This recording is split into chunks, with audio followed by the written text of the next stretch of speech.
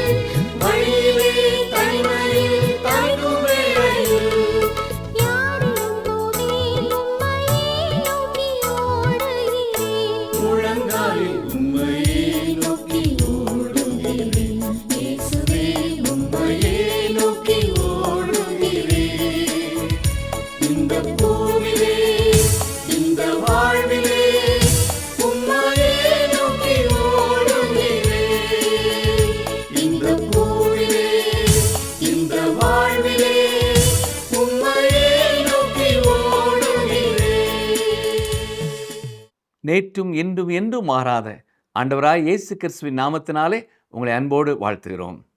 இந்த நாட்களிலே நாம் யாத்ராம புத்தகத்தை கற்றுக்கொண்டு வருகிறோம். இன்று யாத்ராமம் 31ஆம் அதிகாரம் 1ஆம் வசனம் முதல் 32ஆம் அதிகாரம் 6ஆம் வசனம் வரைக்கும் கற்றுக்கொள்ளப் போகிறோம்.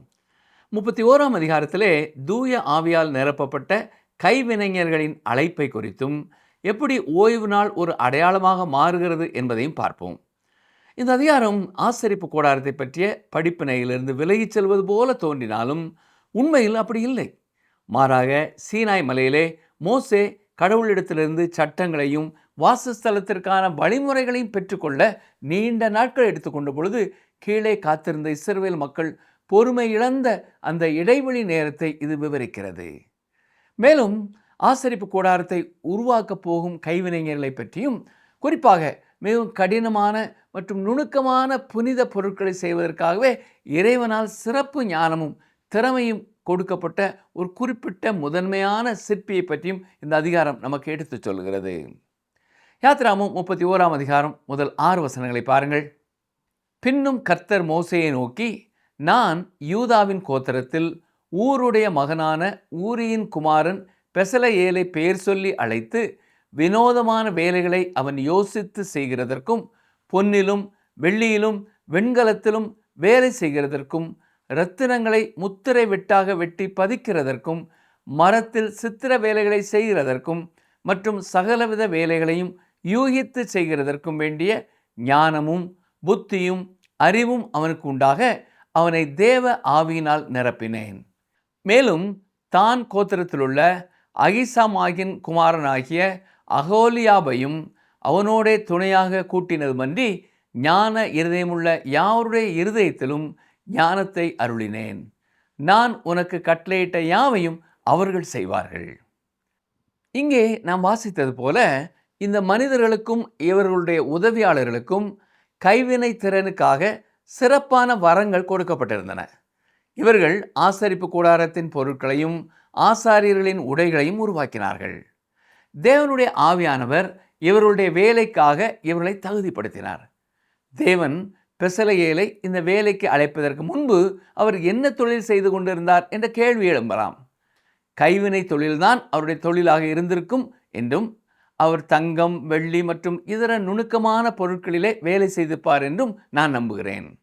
ஆனால் இப்பொழுது தேவனுடைய வேலை செய்வதற்காக அவருக்கு கடவுளால் ஒரு தனித்துவமான சிறப்பு ஞானமும் திறமையும் கொடுக்கப்படுகிறது. ஒரு மனிதன் எந்த வேலைக்கு தகுதி பெற்றவனாய் இருக்கிறானோ அதைத்தான் அவன் செய்ய வேண்டும். தேவன் அவனிடத்தில் வேறு எதையாவது செய்யும்படியாக தெளிவாக சொல்லாத வரை அவன் அதில் நிலைத்திருக்க வேண்டும். இன்று ஒரு சபையின் முன்னால் நன்றாக பேச வராத சிலர் எப்படியாவது பேச்சாளராக வேண்டும் என்று ஆசைப்படுவதை நான் பார்த்திருக்கிறேன். எனக்கு தெரிந்த சில விசுவாசிகள் தாங்கள் பேச்சாளர்களாகத்தான் இருப்போம் என்று பிடிவாதமாக இருக்கிறார்கள். ஆனால் அவர்களிடம் அதற்கான தகுதி இல்லை. அவர்களிடம் பேச்சு திறமைக்கான எந்த ஒரு அடையாளமும் இல்லை. ஆனாலும் அவர்கள் பிடிவாதமாக பேசிக்கொண்டே இருக்கிறார்கள். இதனால் அவர்களிடம் இருக்கும் மற்ற பயனுள்ள திறமைகள் வீணாகின்றன. வானொலி துறையில் தொழில்நுட்ப வல்லுநராக இருக்கும் ஒருவர் உண்டு. ஆனால் அவருக்கு பேசுவதில் மட்டும்தான் ஆர்வம். அவரிடம் ஒரு சிறந்த தொழில்நுட்ப திறமை இருக்கிறது. தேவன் தனக்கு கொடுத்த அந்த திறமையோடு மட்டுமே அவர் தன் எல்லையை நிறுத்தி கொள்ள வேண்டும். அதுவே அவர்களுக்கும் நல்லது, மற்றவர்களுக்கும் நல்லது.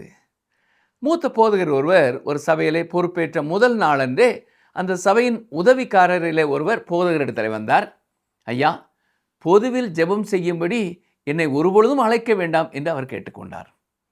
அது எனக்கு மரண பயத்தை தருகிறது. எனக்கு மேடை பயம் உள்ளது. அதை என்னால் வெல்லவே முடியவில்லை. இது ஒருவேளை அசாதாரணமானதாக இருக்கலாம். ஆனால் நான் பொதுவில் பேச முயலும் போதெல்லாம் என்னை ஒரு முட்டாளாக்கி கொள்கிறேன் என்று அவர் வருத்தத்தோடு கூறினார்.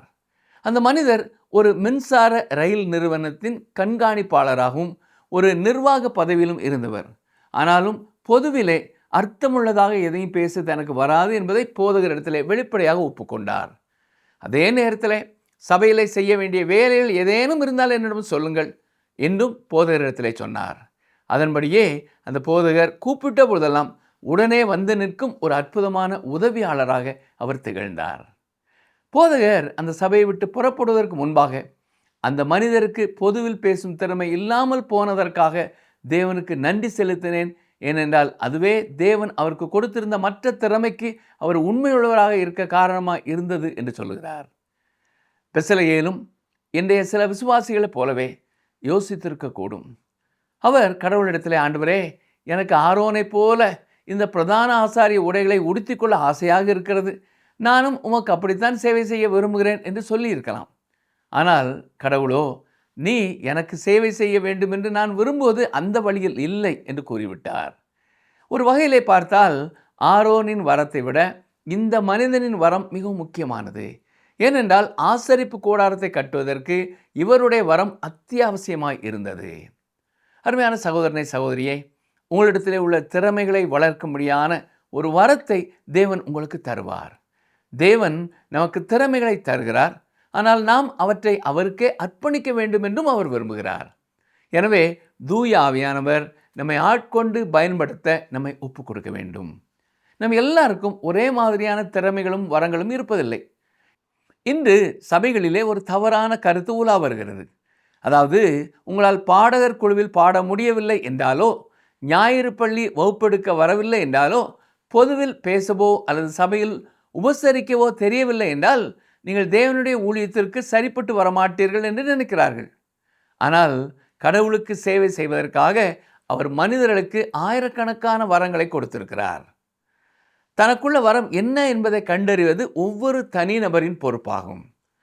தேவன் உங்களுக்கு என்ன வரத்தை கொடுத்திருந்தாலும் தேவனுடைய ஆவியானவர் அதை தம் கைகளிலே எடுத்து தமது ஊழியத்திற்காக பயன்படுத்த வேண்டும் என்றுதான் அவர் விரும்புகிறார். அடுத்ததாக, ஓய்வு நாள் ஒரு அடையாளமாக மாறுகிறது. இந்த அதிகாரத்திலே நாம் ஆழமாக கவனித்து புரிந்து கொள்ள வேண்டிய மிக முக்கியமான விஷயம் மற்றொன்றும் இருக்கிறது. அதுதான் ஓய்வு நாளை பற்றியது. பலரும் இதை கவனிக்காமல் கடந்து போய்விடுகிறார்கள். மனிதன் படைக்கப்பட்ட உடனேயே அவனுக்கு ஓய்வு நாள் கொடுக்கப்பட்டது. அது உலகெங்கிலும் உள்ள மனிதர்களால் கடைபிடிக்கப்பட்டு வந்தது. பின்னர் மோசேயின் சட்ட முறைமைக்கு நாம் வரும்பொழுது தேவன் இஸ்ரவேல் மக்களுக்கு கொடுத்த 10 கட்டளைகளிலே ஒன்றாக இந்த ஓய்வு நாளை மாற்றுவதை நாம் பார்க்கிறோம். இந்த காலகட்டத்தில் ஓய்வு நாள் என்பது இஸ்ரவேல் மக்களுக்கு மட்டுமே உரியது என்பதை தேவன் மிக தெளிவாக உணர்த்துகிறார். பாருங்கள், யாத்திராகமம் 31 அதிகாரம் 12-13 வசனங்கள்.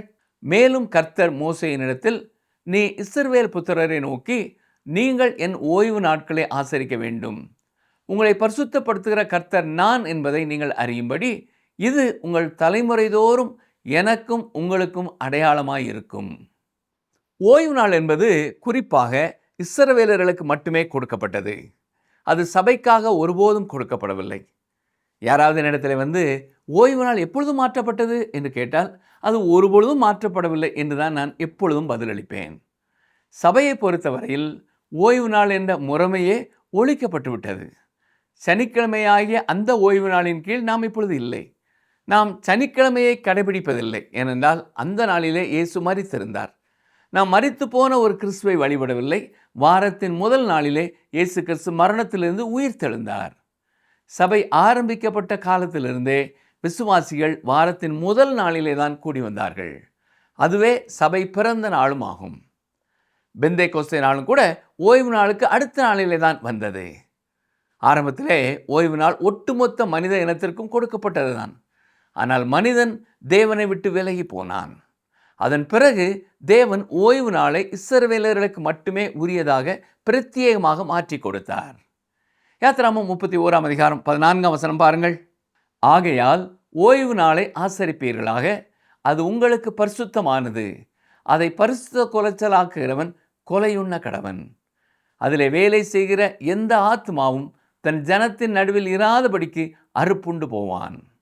கவனியுங்கள், ஓய்வு நாளை கடைபிடிப்பதாக கூறிக்கொள்ளும் மக்களிடத்திலே நான் ஒரு கேள்வி கேட்க விரும்புகிறேன்.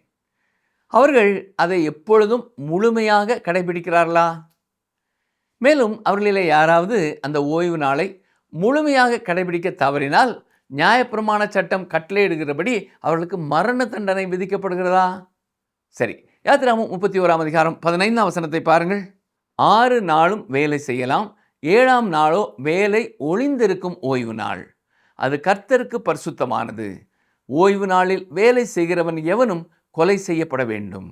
இஸ்ரவேலிலே ஓய்வு நாளில் ஒரு மனிதன் விறகு பொறுக்கி கொண்டிருக்கிறதாக கண்டுபிடிக்கப்பட்ட பொழுது அவன் கல்லெறிந்து கொல்லப்பட்டான். யாத்திராகமம் 31, 16, 17 வசனங்களை பாருங்கள். ஆகையால் இஸ்ரவேல் புத்திரர் தங்கள் தலைமுறை தோறும் ஓய்வு நாளை நித்திய உடன்படிக்கையாக ஆசரிக்கும்படி அதை கைக்கொள்ள கடவர்கள். அது என்றைக்கும் எனக்கும் இஸ்ரவேல் புத்திரருக்கும் அடையாளமாயிருக்கும். 6 நாளைக்குள்ளே கர்த்தர் வானத்தையும் பூமியையும் உண்டாக்கி 7ஆம் நாளிலே ஓய்ந்திருந்து பூரித்தார் என்றார். பிரியமானவர்களே, திருச்சபை அல்ல, இஸ்ரவேல் மக்கள் தான் ஓய்வு நாளை கடைபிடிக்க வேண்டும் என்று இந்த வேத பகுதி மிக தெளிவாக கூறுகிறது. இஸ்ரவேலர்கள் முதல் படைப்புக்குரிய இந்த பூமிக்குரிய மக்கள் ஆவர். ஆனால் திருச்சபையோ ஒரு புதிய படைப்பாகும். அதற்கு வாரத்தின் முதல் நாளாகிய ஒரு புதிய நாள் கடைபிடிக்கப்படுவதற்காக கொடுக்கப்பட்டிருக்கிறது. தொடர்ந்து 32ஆம் அதிகாரத்திலிருந்தும் சில வசனங்களை பார்ப்போம். இந்த அதிகாரத்திலே பொன் கன்றுக்குட்டி இஸ்ரவேலரால் செய்யப்பட்டது. மேலும் இஸ்ரவேலர்களின் விசுவாச துரோகத்திற்கு தண்டனை, நியாய தீர்ப்பு, மோசே ஜனங்களுக்காக பரிந்து பேசியது, இவைகளை பார்க்கிறோம். இஸ்ரவேல் மக்களை பொறுத்தவரையிலே இந்த அதிகாரம் ஒரு பெரிய துயரத்தை விவரிக்கிறது. ஆனாலும் நம்முடைய தேவனை பற்றிய மிக சிறந்த போதனைகளையும் வெளிப்பாடுகளையும் இங்கே தான் நாம் பார்க்கிறோம். அது மட்டுமல்லாமல் ஜெபத்தை பற்றிய மிக உன்னதமான பாடங்களிலே ஒன்றையும் வேதத்தில் உள்ள இந்த அதிகாரத்தில் தான் நாம் பார்க்கிறோம். கவனியங்கள், வாசிக்கிறேன். யாத்ராகமம் 32ஆம் அதிகாரம் 1ஆம் வசனம். மோசே மலையிலிருந்து இறங்கி வர தாமதிக்கிறதை ஜனங்கள் கண்டபோது அவர்கள் ஆரோனிடத்தில் கூட்டம் கூடி அவனை நோக்கி, எகிப்து தேசத்திலிருந்து எங்களை அழைத்து கொண்டு வந்த அந்த மோசேக்கு என்ன சம்பவித்ததோ அறியோம். ஆதலால் நீர் எழுந்து எங்களுக்கு முன் செல்லும் தெய்வங்களை எங்களுக்காக உண்டு பண்ணும் என்றார்கள். வாட் என்ற வார்த்தைக்கு நாம் அறியவில்லை அல்லது தெரியவில்லை என்றுதான் பொருள். மோசே போய்விட்டார். ஒருவேளை அவர் கொல்லப்பட்டிருக்கலாம் என்று மக்கள் நினைத்தார்கள். அவர் இல்லாததால் வனாந்தர பயணத்திலே தங்களை வழிநடத்துவதற்காக சிலைகளை உருவாக்க அவர்கள் விரும்பினார்கள். உடனடியாக அவர்கள் விக்கிரக ஆராதனைக்குள்ளே வீழ்ந்தார்கள். தலைமை ஆசாரியனாக இருந்த ஆரோன் அவர்களை தடுக்க முயன்றிருப்பார் என்று நீங்கள் ஒருவேளை நினைக்கலாம். ஆனால் அவர் அப்படி செய்யவில்லை. பிரியமானவர்களே, விக்கிரக ஆராதனைக்கு திரும்ப விரும்பிய மக்களின் அந்த தாராளவாத போக்கிற்கு, அதாவது தவறான சுதந்திரத்திற்கு ஆரோனும் உடன்பட்டு போனார். கவனியங்கள், யாத்ராகமம் 32ஆம் அதிகாரம் 2ஆம் வசனம். அதற்கு ஆரோன், உங்கள் மனைவிகள், குமாரர், குமாரத்திகளுடைய காதுகளில் இருக்கிற பொன் அணிகளை கழற்றி என்னிடத்தில் கொண்டு வாருங்கள் என்றான். அந்த காலத்திலே காதணிகள் என்பது விக்கிரக ஆராதனையின் ஒரு அடையாளமாக இருந்தது. இதை குறித்து ஆதியாகமம் 35:4 நமக்கு தெளிவுபடுத்துகிறது. இந்த மக்கள் எகிப்தின் தெய்வங்களை வழிபட்டார்கள் என்பதற்கான அடையாளமாகவே அது இருந்தது. இப்பொழுது அவர்கள் அந்த காதணிகளை ஆரோனிடத்தில் கொண்டு வர வேண்டியதாக இருந்தது. பாருங்கள், யாத்ராகமம் 32ஆம் அதிகாரம் 3ஆம் 4ஆம் வசனங்கள். ஜனங்கள் எல்லாரும் தங்கள் காதுகளில் இருந்த பொன்னணிகளை கழற்றி ஆரோனிடத்தில் கொண்டு வந்தார்கள். அவர்கள் கையிலிருந்து அவன் அந்த பொன்னை வாங்கி சிற்ப கருவியினால் கருப்பிடித்து ஒரு கன்றுக்குட்டியை வார்ப்பித்தான். அப்பொழுது அவர்கள், இஸ்ரவேலரே, உங்களை எகிப்து தேசத்திலிருந்து அழைத்து கொண்டு வந்த உங்கள் தெய்வங்கள் இவைகளே என்றார்கள். இந்த மக்கள் இவ்வளவு சீக்கிரமாக விக்கிரக ஆராதனைக்குள்ளே வீழ்ந்து விட்டார்கள் என்பதை உங்களால் கற்பனை செய்து பார்க்க முடிகிறதா? என்னுடைய வாழ்நாளிலே நான் காண்பேன் என்று சற்றும் நினைத்திராத அளவிற்கு திருச்சபை இன்று விசுவாச துரோகத்திற்குள்ளே வீழ்ந்து கொண்டிருப்பதை நான் நேரிலே பார்த்திருக்காவிட்டாலும் அந்த மக்களின் வீழ்ச்சியை என்னாலும் நம்பியிருக்கவே முடியாது. யாத்ராகமம் 32ஆம் அதிகாரம் 6ஆம் வசனம். மறுநாள் அவர்கள் அதிகாலையில் எழுந்து சர்வாங்க தகன பலிகளை இட்டு சமாதான பலிகளை செலுத்தினார்கள். பின்பு ஜனங்கள் புசிக்கவும் குடிக்கவும் உட்கார்ந்து விளையாட எழுந்தார்கள். இங்கே மிகப்பெரிய ஒழுக்கக்கேடும் கலந்திருந்தது. இறைவனுடைய கட்டளைகள் அனைத்தையும் கடைபிடிப்போம் என்று அவரிடத்தில் வாக்கு கொடுத்திருந்த அந்த மக்கள் அதற்குள்ளாகவே அவரை விட்டு விலகி போய்விட்டார்கள். உங்களால் கற்பனை செய்து பார்க்க முடிகிறதா? அவர்கள் அதிலே ஒரு கட்டளையை கூட கடைபிடிக்கவில்லை. இந்த நேரத்திலே தான் மோசே மலையின் மேல் கடவுளிடத்திலிருந்து நியாயப்பிரமாண சட்டத்தையும் வழிமுறைகளையும் வாசஸ்தலத்திற்கான வரைபடத்தையும் பெற்றுக்கொண்டிருக்கிறார். அருமையானவர்களே, இந்த ஆழமான வேத பகுதியிலிருந்து நாம் கற்றுக்கொள்ளும் ஆவிக்குரிய சத்தியங்கள் நம்முடைய அன்றாட ஜீவியத்திற்கு மிக முக்கியமான எச்சரிக்கைகளையும் ஆலோசனைகளும் கொடுக்கின்றன. இதனை 3 முக்கிய பாடங்களாக நான் உங்களுக்கு ஞாபகப்படுத்த விரும்புகிறேன். முதலாவதாக, கொடுக்கப்பட்ட திறமைகளை தேவனுக்கே அர்ப்பணிப்போம். தேவன் தம்முடைய பணிகளை செய்ய ஒவ்வொருவருக்கும் வெவ்வேறு வரங்களையும் திறமைகளையும் அள்ளி கொடுத்திருக்கிறார். பெசலெயேல், அகோலியாபு போன்ற கைவினைஞர்களை தமது தூய ஆவினாலே நிரப்பி வாசஸ்தலத்தின் பணிகளை நேர்த்தியாக செய்ய தேவன் தகுதிப்படுத்தினார். மற்றவர்களோடு நம்மை ஒப்பிட்டு பார்த்து நமக்கு இல்லாத ஒரு வரத்திற்காக நாம் பிடிவாதம் பிடிக்காமல் தேவன் நமக்கு கொடுத்திருக்கும் தனித்துவமான வரத்தை கண்டறிந்து அதற்கு உண்மையுள்ளவர்களாக இருக்க வேண்டும். தூய ஆவியானவர் நம்மை பயன்படுத்த நம்மை முழுமையாக அவருக்கே நாம் ஒப்பு கொடுக்க வேண்டும். இரண்டாவதாக, புதிய உடன்படிக்கையின் புதிய நாள். அதாவது பழைய உடன்படிக்கையின் கீழ் ஓய்வு நாள் என்பது இஸ்ரவேல் மக்களுக்கு மட்டுமேயான ஒரு தற்காலிக அடையாளமாக கடுமையான சட்டங்களோடு கொடுக்கப்பட்டது. ஆனால் புதிய உடன்படிக்கையின் கீழ் வாழும் திருச்சபையாகிய நாமோ ஒரு புதிய படைப்பு. நாம் சனிக்கிழமையாகிய ஓய்வு நாளின் சட்டங்களுக்கு கீழ்ப்பட்டவர்கள் அல்ல. ஆனால் நம்முடைய ஆண்டவராய் இயேசு கிறிஸ்து மரணத்தை வென்று உயிர்த்தெழுந்த வாரத்தின் முதல் நாளாகிய கர்த்தருடைய நாளிலே அவரை ஆராதிக்கவும் அவரிலே உண்மையான ஆவிக்குரிய இளைப்பாறுதலை பெற்றுக்கொள்ளவும் நாம் அழைக்கப்பட்டிருக்கிறோம். மூன்றாவதாக, காத்திருப்பு நேரத்திலே விழிப்போடு இருக்க வேண்டும். மோசே மலையிலிருந்து இறங்கி வர தாமதித்த அந்த சிறிய இடைவெளியிலே இஸ்ரவேல் மக்கள் பொறுமை இழந்து பொன் கன்றுக்குட்டியை செய்து விக்கிரகாராதனையிலேயும் ஒழுக்கக்கேட்டிலேயும் விழுந்து போனார்கள். தங்களை வழிநடத்திய போதகரையும் தேவனுடைய கட்டளைகளையும் மிக வேகமாக மறந்தார்கள்.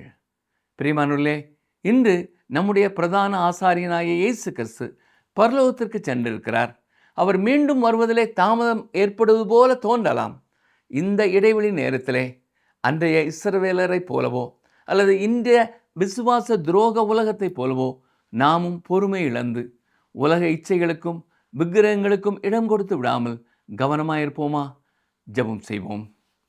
எங்களை நேசிக்கிற எங்கள் அன்பின் ஆண்டவரே, இன்றும் நாங்கள் வாசித்த வேத வசனங்களுக்காக உமக்கு நன்றி செலுத்துகிறோம்.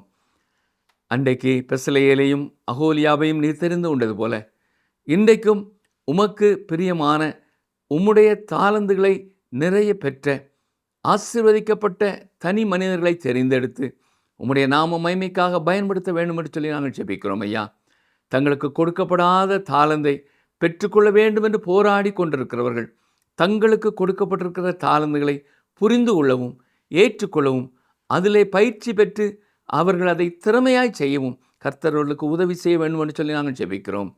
எங்களுடைய வாழ்க்கையிலேயும் உம்முடைய வருகை தாமதமாக இருப்பதை நாங்கள் உணர்ந்து, ஆண்டவரே, இந்த இடைவெளி காலத்திலே நாங்கள் எங்களுடைய பரிசுத்த பாதையை விட்டு வழி விலகி போகாதபடி, விசுவாச துரோகத்திலே விழுந்து போகாதபடி, அனுதினமும் உம்முடைய வார்த்தையை வாசித்து தியானித்து உமக்கு கீழ்ப்படிய நீரே எங்களுக்கு துணை செய்ய வேண்டும் என்று சொல்லி நாங்கள் ஜெபிக்கிறோம். என்றென்றும் நாங்கள் உம்முடைய சித்தத்தின் மையத்தில் இருக்கவும் உமக்கு சாட்சிகளாய் வாழவும் நேரே உதவி செய்யும், கிருபை செய்யும். இயேசு கிறிஸ்துவின் வல்லமையுள்ள நாமத்தினாலே மனத்தாழ்மையோடு கேட்கிறோம் பிதாவே, ஆமென்.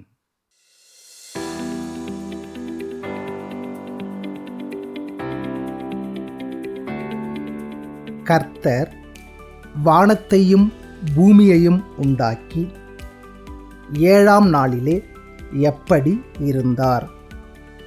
கர்த்தர் வானத்தையும் பூமியையும் உண்டாக்கி 7ஆம் நாளிலே எப்படி இருந்தார்? ஆப்ஷன் ஏ, ஓய்ந்திருந்து பூரித்தார். Option B, ஓய்ந்திருந்தார்.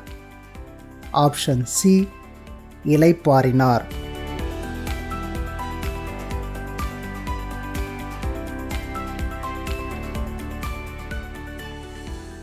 அன்பு நேயரே, இன்று தேவன் சில காரியங்களை குறித்து தெளிவாக பேசியிருப்பார் என்று நம்புகிறேன்.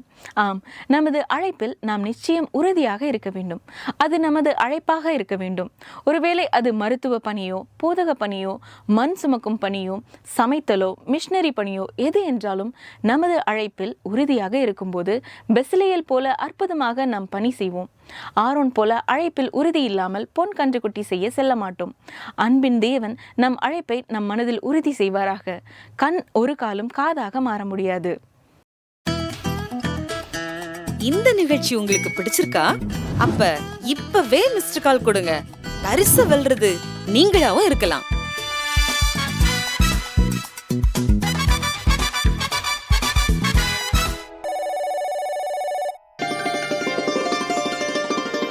அவர்களை பார்த்து பயப்பட வேண்டாம். உங்கள் தேவனாகிய கர்த்தர் உங்களுக்குள்ளே இருக்கிறார். அவர் வல்லமையும் பயங்கரமுமான தேவன். உபாகமம் 7:21.